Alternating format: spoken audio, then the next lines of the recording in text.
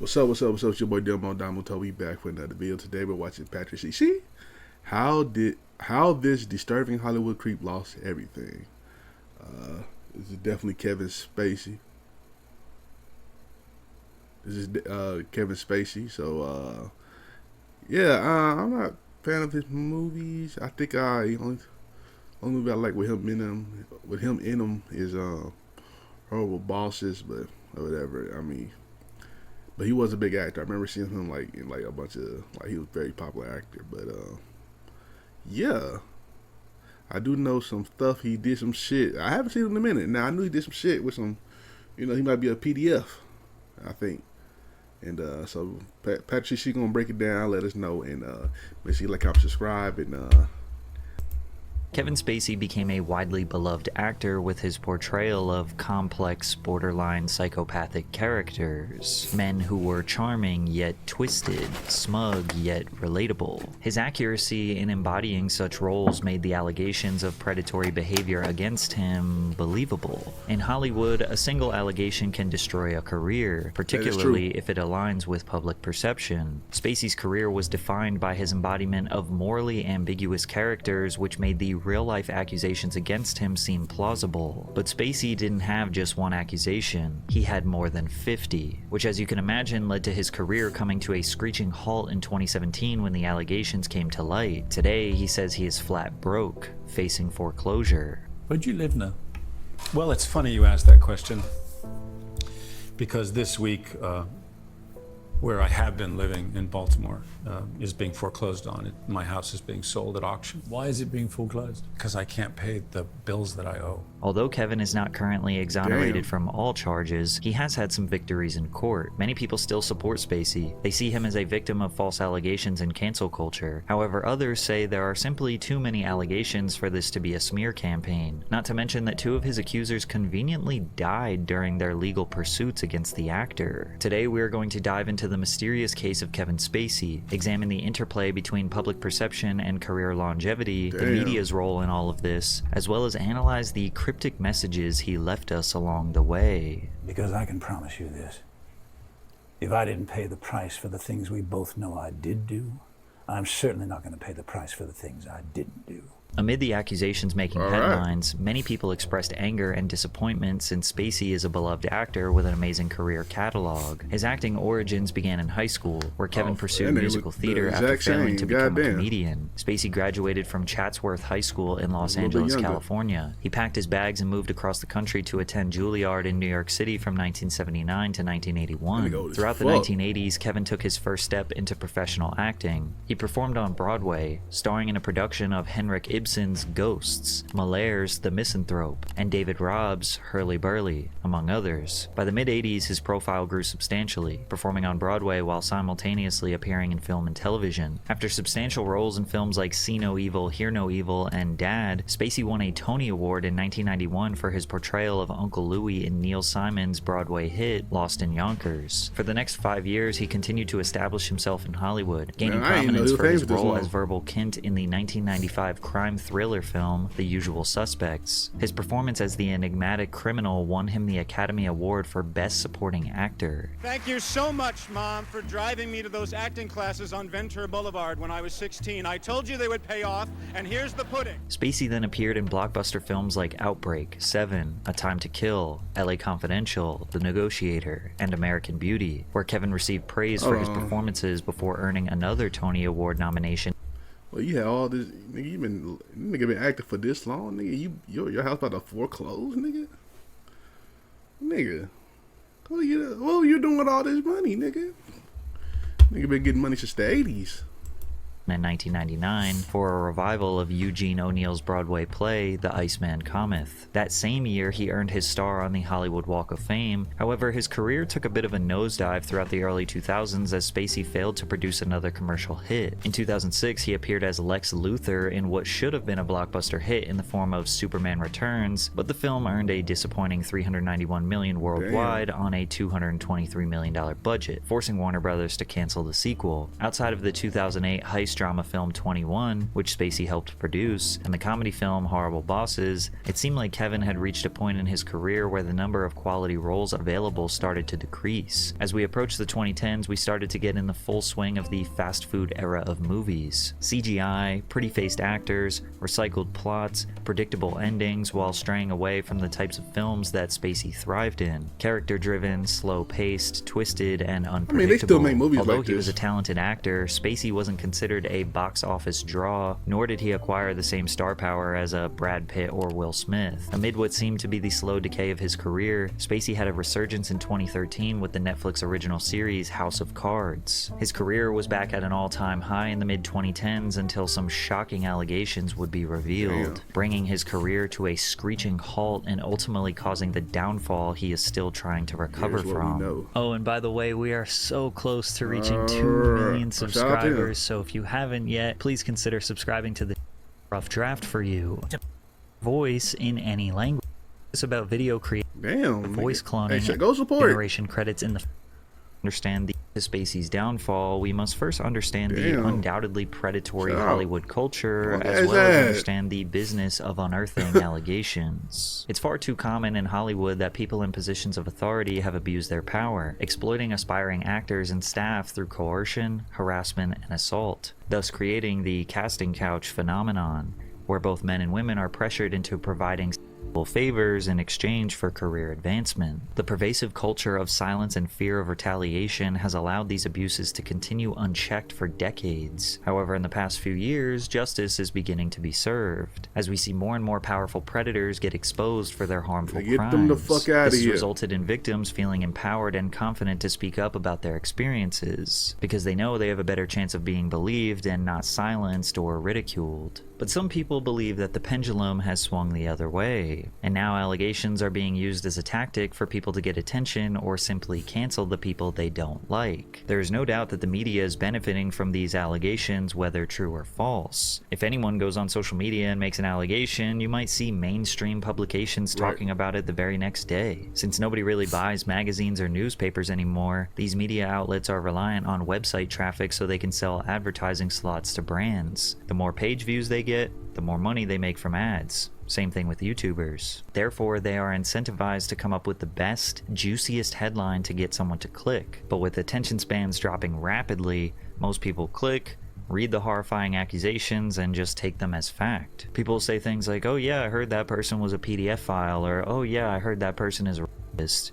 And those conversations spread like wildfire. The readers get their shocking news, the publications get their ad revenue, and the alleged perpetrator just kind of has to deal with it. Now, if the allegations turn out to be true, then, well, it's not like we feel bad for the perpetrator, right? If the allegations turn out to be untrue, or the claimant recants their statement or walks it back somehow, those same publications who initially reported don't often report the news that would exonerate the alleged perpetrator. That's because most people probably don't click on the "he's innocent" article, so no money in that, and nobody wants to admit that they were wrong and got duped into spreading misinformation. Plus, no matter what new information comes to light or what the results of legal proceedings are, some people will still think in the back of their mind that what initially was alleged could be true. This is why public perception and branding is so important. If the world sees you as this nice, unproblematic guy, then an allegation probably won't take you down. But in the case of Kevin Spacey, there were just far too many allegations and it just seemed believable. The reason I put so much emphasis on seemed is because according to the legal proceedings and the courts as of right now,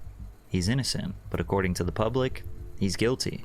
So let's dive in. It all began in 2017 when actor Anthony Rapp would be the first public Kevin Spacey accuser. Anthony is mostly known for his appearance in the science fiction television series Star Trek Discovery. In an interview with BuzzFeed News, Rapp claimed actor Kevin Spacey made an unwanted sexual advance towards him in 1986 when Rapp was 14 and Spacey was 26. Damn. At the time, Rapp and Spacey were performing on Broadway when Spacey invited Rapp to a party at his home. home. According to Rapp, he was the only child in attendance and didn't notice that he was the only guest left until a seemingly intoxicated Kevin hoisted him into bed. He picked me up like a groom picks up the bride over the threshold, but I don't like squirm away initially because I'm like, what's going on? And he lays down on top of me. He was trying to seduce me, Rapp recalled. I don't know if I would have used that language, but I was aware that he was trying to get with me sexually. Rapp eventually squirmed free from underneath Spacey, collecting himself in the bathroom before informing Kevin that he was leaving. He followed me to the front door of the apartment, and as I opened the door to leave, he was leaning on the front door frame, and he was like, "Are you sure you want to go?" I said, "Yes, good night," and then I did leave. At one point, Rapp met with a lawyer to discuss the incident. The lawyer told him there was no case worth pursuing. Although Kevin's behavior sounds incredibly creepy, it doesn't really seem like he's being accused of a crime here. But the media absolutely exploded with this story. Spacey responded to the accusation with a tweet saying that he did not remember the encounter, but quote, "If I did behave then as he describes, I owe him the sincerest apology for what would have been deeply inappropriate drunken behavior." This is definitely a strange way to respond to this allegation. Like saying you don't remember. You should have, I mean, I'm saying this, alright, speaking, if I was in Kevin Spacey's shoes, which I would not want to be, nigga, it was the 80s, nigga, you could have denied that shit. You can't prove that shit at all. And there was no camera, nothing that he can prove. I'm like, what the, you better act surprised, nigga, I don't know. Now that was probably like the worst response you should have gave. You could have said, you kind of gave a maybe he did it thing, which nah. Member kind of leaves the door open for the story being true, and it wouldn't have just been inappropriate behavior, it would have been sexual assault and pedophilia. Additionally, he concluded the apology by saying, "I have had relationships with both men and women. I have loved and had romantic encounters with men throughout my life, and I choose now to live as a gay man." Many people felt like he was trying to deflect or gain sympathy by pandering to the LGBTQ community. News outlets would report on the statements from other celebrities who believed Spacey was attempting to change the subject and shift focus away from Rapp's accusations. The next day, October 30th, Roberto Cavazos, who is a Mexican actor, made accusations that he says are on the verge of being called harassment. In a translated post, he said, "There are many of us who have a Kevin Spacey story. It seems that all you had to do was be a man under 30 for Mr. Spacey to feel free to touch you. It was so common that it even became a local joke. In very bad taste." The next day, October 31st, Daniel Beal told The Sun he was having a cigarette break when the Oscar-winning actor sat beside him on a bench, flashed his privates and said, "It's big, isn't it?" Disgusted, Dan returned to work at the bar, only to be followed by Spacey, who insisted the then 19-year-old take his expensive Swiss watch. Dan said yesterday,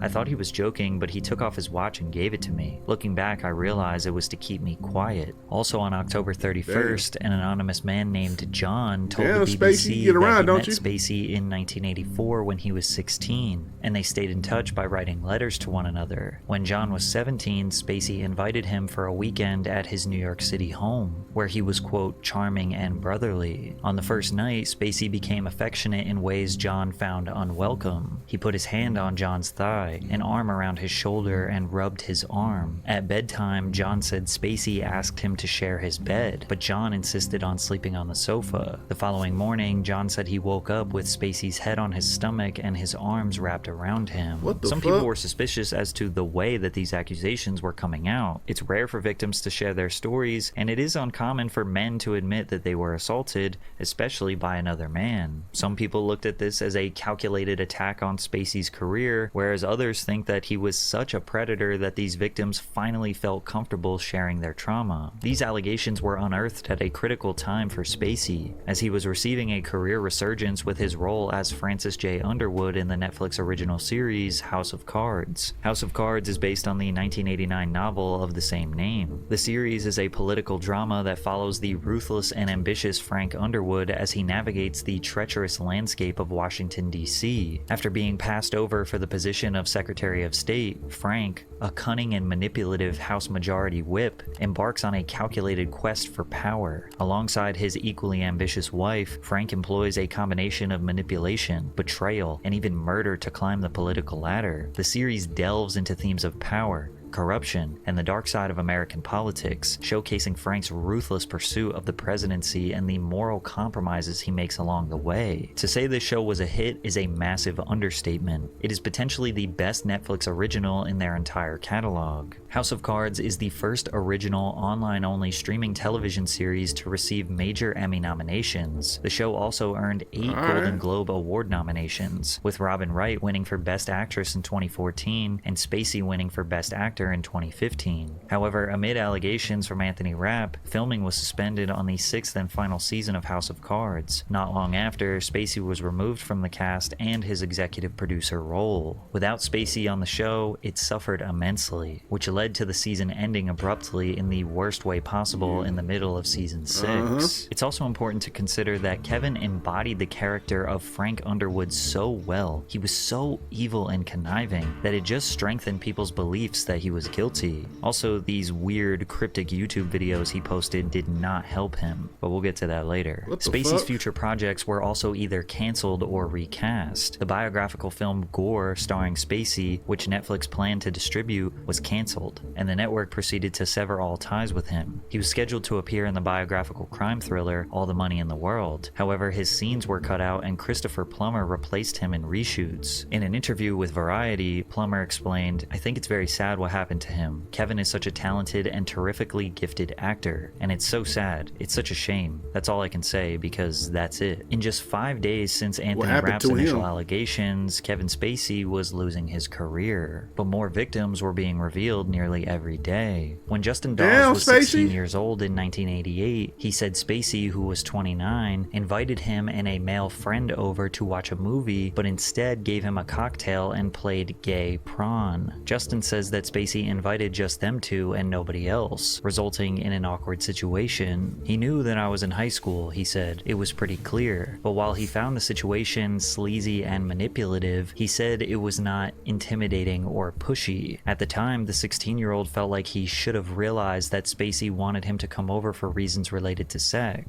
Like maybe this was kind of a coded thing or something that I agreed to." Again, these people were not necessarily trying to accuse Spacey of a crime, but rather trying to highlight his creepy behavior. Filmmaker Tony Montana accused Spacey of groping him in 2003. Kevin approached me. I smiled. He leaned in. His right arm was around my shoulder, and he put his hand underneath the bar, and that's when he grabbed me. And he grabbed me very hard, and I've never been groped before, and he looked at me, and he's in a very sobering voice, and this sardonic look in his face said, "This designates ownership." He's not a big guy, but he was a person with power, and his power at that moment rendered me helpless. Montana told the Los Angeles Times, "I'm not going after Kevin for money. I don't wish him any ill will. It's just, he did something 14 years ago that's affecting not only him, but all the people who work on that show." Actor Harry Dreyfuss claimed that Kevin Spacey groped him at age 18 during a script reading session, while his father, actor Richard Dreyfuss, was in the room. Over the course of about 20 seconds, centimeter by centimeter, Kevin crawled his hand from my thigh toward my crotch. My mind went blank. Suddenly, he had completed his journey, and now he had all of me in his hand. I stopped reading the script, and my eyes went wide. On November 2nd, 2017, Variety reported that Kevin's publicist Stacey Wolf and his talent agency, Creative Artists Agency, were parting ways with him. On November 8th, a former news anchor, Heather Unruh, accused Spacey of groping her son at a Nantucket bar in July of 2016. Nah, this is getting out of hand. Actor Kevin Spacey. This is getting out of hand. It's kind of like Bill Cosby. Like, damn, nigga, you just... People coming out the woodworks for your ass, Kevin. What's you... Kevin, let me find out. Damn, nigga. What you upset at the higher-ups, nigga. What did you do, nigga? What did you do, Kevin? I sexually assaulted my son. The victim, my son, was a starstruck, straight, 18-year-old young man. Kevin Spacey bought him drink after drink after drink. And when my son was drunk, Spacey made his move and sexually assaulted him. And I want to make it clear, this was a criminal act. Spacey stuck his hand inside my son's pants and grabbed his genitals. This was completely unexpected. And my son's efforts to shift his body to remove Spacey's hand were only momentarily successful. The violation continued. My son panicked. He froze. A concerned woman quickly came to my very shaken son's side and asked if he was okay. She told him to run, and he did.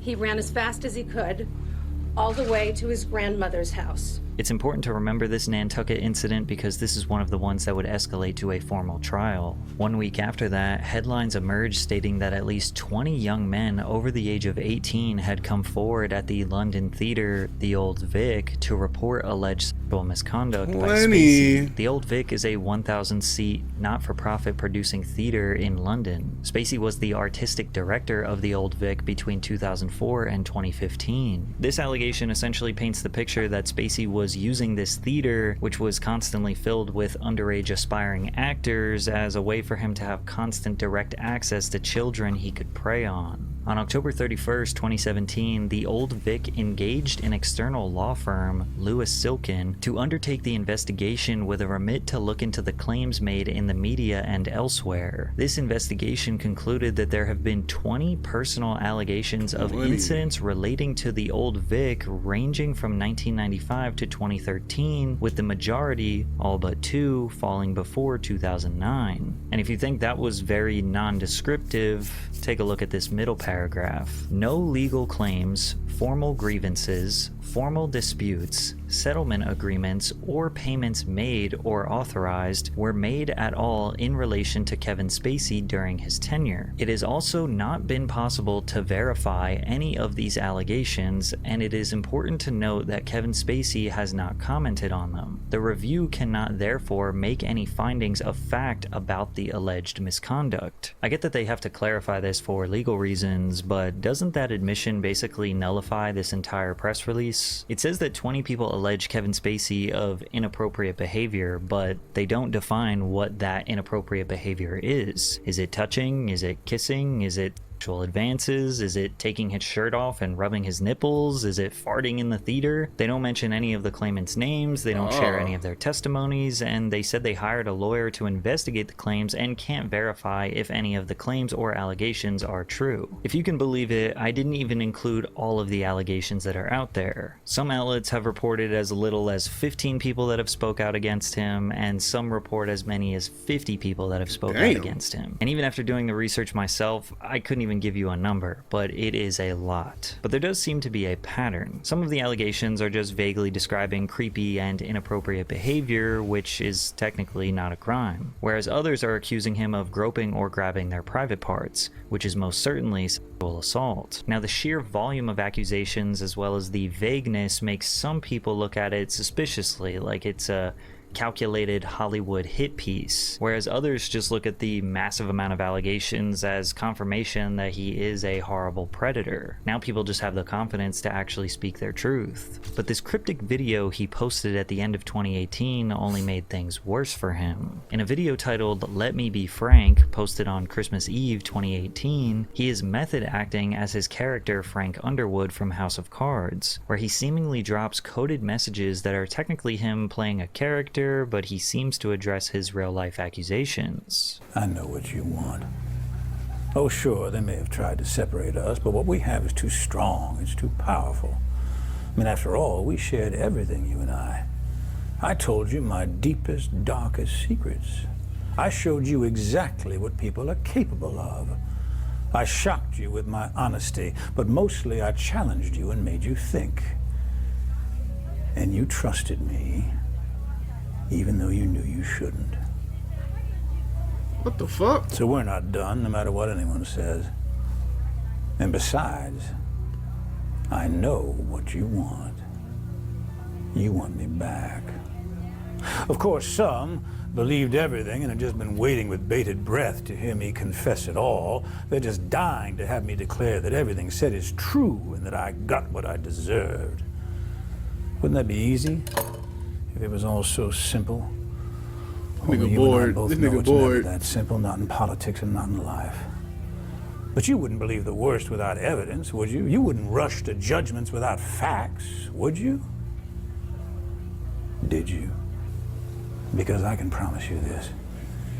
If I didn't pay the price for the things we both know I did do, I'm certainly not going to pay the price for the things I didn't do. If he is innocent, this is brilliant. If he is guilty, this is disturbing. Yeah. 3 months after this video was posted, Linda Culkin, who was arrested for stalking Kevin Spacey in 2014, died. Between 2009 and 2011, federal investigators said Culkin mailed threats to several people in their workplaces in the United States and abroad. One of her hoax bomb threats caused police in a foreign city to evacuate a building and close off a neighborhood. Another, an envelope that contained a white powder that looked similar to anthrax, caused people nearby to be quarantined and fear for their health. Prosecutors also said that she was obsessed with actor Kevin Spacey, saying she threatened to kill the actor. She also sent bomb threats to 2 of his workplaces and sent threats to his coworkers and associates. Culkin had in her apartment a picture of Spacey with his eyes blacked out and mouth scribbled out, and multiple copies of a page entitled "Killing Kevin Spacey," authorities said. After the stalker passed away, many news outlets were reporting that she was an accuser or she had some sort of information that she was unleashing about Kevin Spacey, but I couldn't find anything to support those claims. Basically, it was just a coincidence. Midway through 2019, Spacey was arraigned in a Nantucket courtroom on an indecent assault and battery charge for the alleged incident where he groped the 18-year-old Heather Unruh's son. Keep in mind that the vast majority of the allegations that were coming out were many decades old, whereas this one reportedly happened in July of 2016, so it was well within the statute of limitations for a criminal proceeding. Okay. On May 30th, 2019, Nantucket District Court Judge Thomas Barrett granted access by Spacey's attorneys to 6 months of the alleged victim's text messages following the alleged incident, and the surveillance video from the club car, the location where the incident took place and where Unruh's son worked as a busboy, from 5 p.m. July 7, 2016 to 3 a.m. July 8th, according to court records. On May 31st, Spacey's defense attorneys alleged that the accuser erased potentially incriminating text messages from the time surrounding his encounter with Spacey before providing screenshots of their conversation to the police. Clearly, the accuser has gone to great lengths to remove text messages he believes did not fit his narrative, defense attorney Alan Jackson wrote in the filing. The prosecution is aware of this and hid that information from the defense. On June 20th, the court was informed that the accuser's cell phone had mysteriously gone missing and was nowhere to be found. The judge then ordered if the phone was not located by July 8th, then the accuser and his family had to testify about what happened, and by July 8th, the cell phone was never found. The accuser testified from the witness stand where he acknowledged a typo in the police report. It was initially revealed to the court that he reported the assault in October of 2016, which was 3 months after it allegedly happened. Damn. He then admitted that he actually reported the assault in October of 2017, 15 months after it allegedly happened, which was exactly the same time that all of the other allegations were coming out against Kevin Spacey. After he was asked about the typo, as well as the deleted text messages and the missing phone, he decided to invoke his Fifth Amendment right and remain silent. He's the sole witness that can establish the circumstances of his allegation on the night in Well, question. damn, Spacey, let me This find case out. needs to be dismissed, and I believe it needs to be dismissed today. The judge seemed to agree, saying he wasn't sure if the case would continue or collapse. The accuser's mother, a former Boston TV anchor, admitted today, I deleted a few things. With deleted evidence and now refusing to give a testimony, there was no case, so it was dropped. But there was another man who was suing Kevin Spacey. The anonymous accuser, who said he decided not to reveal his identity for fear of harassment and personal embarrassment, filed the lawsuit in September of 2018. He alleged that during a massage in October of 2016, Spacey forced him to touch his genitals before asking if he could perform oral on him. The case was filed at the Los Angeles Superior Court, then was moved to a federal court, and a pre-trial conference had been scheduled for May of 2019. However, However, we never got to go to trial because the accuser died. A source told Variety that the accuser died of cancer. Therefore, the case was dismissed. Spacey, likely feeling happy about having 2 cases back-to-back dismissed, he uploaded another cryptic video as Frank Underwood titled KTWK, an acronym for Kill Them with Kindness. You didn't really think I was going to miss the opportunity to wish you a Merry Christmas, did you? It's been a pretty good year, and I'm grateful to have my health back. And in light of that, I've made some changes in my life, and I'd like to invite you. What you got the time to do this, nigga? You was on trial. As we walk into 2020, I want to cast my vote for more good in this world. Ah, yes, I know what you're thinking. Can he be serious? I'm dead serious. And it's not that hard, trust me. The next time someone does something you don't like, you can go on the attack, but you can also hold your fire and do the unexpected. You can kill them with kindness.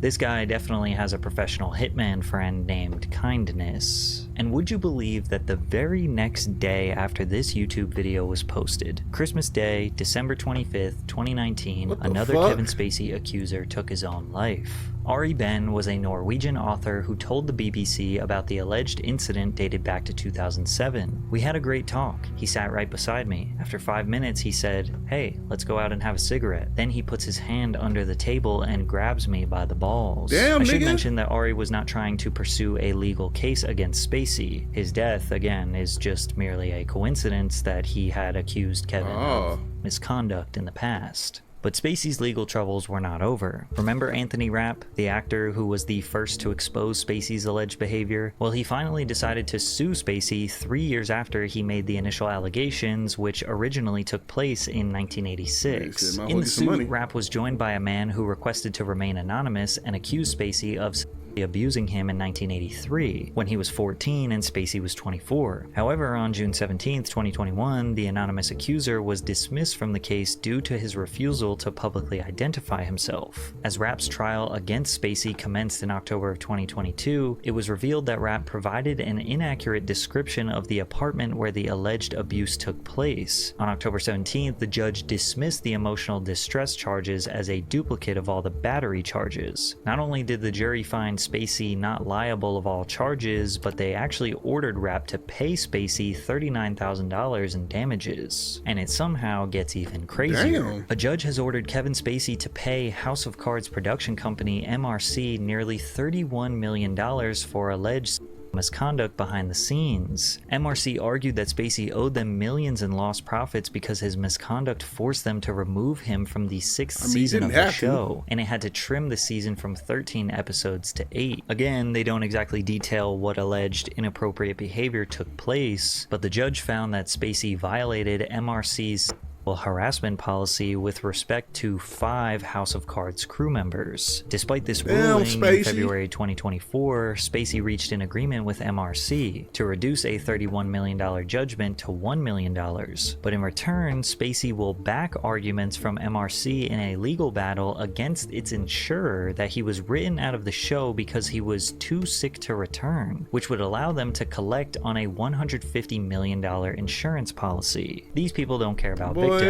They care about money. They tried to get $30 million from Spacey, and they realized that they couldn't, or maybe he couldn't pay, so then they teamed up with Spacey to convince the insurance company that he was too sick to perform in the show, and that's why they fired him, which could have potentially granted them an up to $150 million payday. If I'm Spacey, you gotta give me like we a all 50 know million. he wasn't too sick to perform. He was canceled for being an alleged sexual deviant PDF file. But Spacey was fighting yet another case in the United Kingdom after he was charged by the Crown Prosecution Service, or CPS, with 4 counts of sexual assault against 3 different complainants on May 26, 2022. The alleged offenses occurred between 2005 and 2013 in London and Gloucestershire. Yeah, that's the best I got for that town name. Then a few months later, they added an additional 7 charges against Spacey, all related to a single complainant arising from incidents alleged to have occurred between 2001 and 2004. One of the victims claimed Spacey, quote, approached him and gave him a hug, kissed his neck, grabbed his crotch, and squeezed while telling the man to lie, be Spacey. cool, be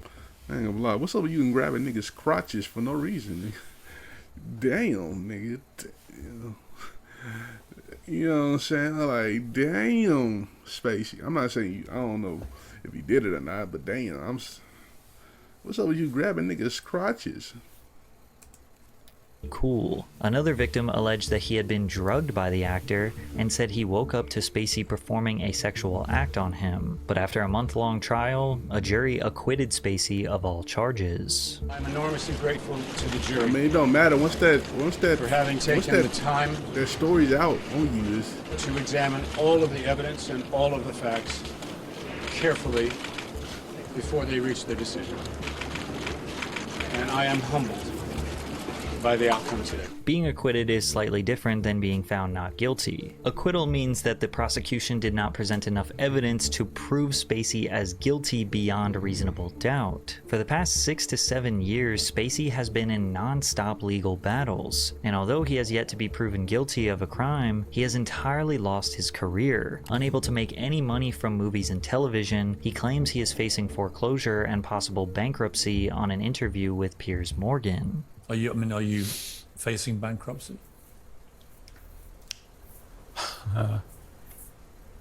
Been a couple of times when I thought I was going to file, but we've managed to sort of dodge it. How much money do you have?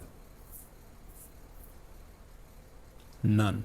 I still owe a lot of legal bills that I have not been able to pay. You're actually in debt?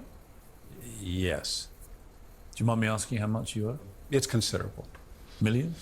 Many millions, yes. I had no idea he won. The media is disgusting. What is bizarre is that the allegations were heavily publicized, but the fact that he was found guilty of none of them was barely covered publicly, leaving most people who haven't actually followed events carefully still under the impression he was found guilty. If we were to piece together all of the allegations, this is what the media and victims were trying to convey to the public. Kevin Spacey was seemingly preying on sometimes underage boys as well as young men who were questioning their sexuality, or at least he thought they were questioning their sexuality. He then lured them in with his power and esteemed status, and based on a lot of these victims' testimonials, he was giving them the impression that he was interested in them sexually, whether through verbal cues or body language or situational cues. However, there were also tons of accusations of him straight up grabbing them or groping them or touching them inappropriately or kissing them, hoping they were also interested in him. Many of them mentioned that the moment they showed some pushback or some resistance that he seemingly gave up. If any of this is true, at best, it's still assault. Yeah. Like, none of this could be really deemed as flirting. And at worst, it's potentially pedophilia and R-wording. The victims often say that they froze or panicked in the moment. They didn't know how to push him away or really escape from the situation. Then they didn't report the crimes because they didn't want their masculinity to be questioned, or they didn't want people to know or think they were gay, or they didn't think anyone would care or believe them. Very similar reasons why female victims of SA don't often speak up. That's true. The victims had more reasons to stay silent than to speak up, which seemingly allowed Spacey to act in this predatory manner for decades. But again, all of this is just alleged because, well, he was never found guilty of any of this. You have to ask yourself, is the sheer volume of accusations enough to prove that he is guilty of being this horrible predator? Because again, he was not found guilty of any crime. Innocent until proven guilty, right? Does his method acting tendencies and creepy YouTube videos make you believe that he was essentially flaunting his power and ability to get away with such heinous crimes? And does this make you look at his art and movie characters differently? Even after knowing all of this information, can you separate the art from the artist? Well, that's up for you to decide. Drink water and subscribe to the channel. I don't know, Spacey, bruh. I don't know. I mean, you was found, you was acquitted and found not guilty a few times. So is it true or is it not? I don't know. I mean, I do believe in, like, I don't know. There's so many accusations though, bro. Damn. I mean, damn. I don't know, Spacey. I mean, I don't really fuck with you like that anyway. So whatever, it is what it is. At the end of the day, maybe you being broke right now, maybe it's a calling that you did a lot of bad. You know, so I don't know. So anyway, shout out to Patrick CC for this video. Make sure you like, comment, subscribe. Check out the last Patrick CC video right here. Check out another video right here. And yeah, I'll catch you next time. Peace.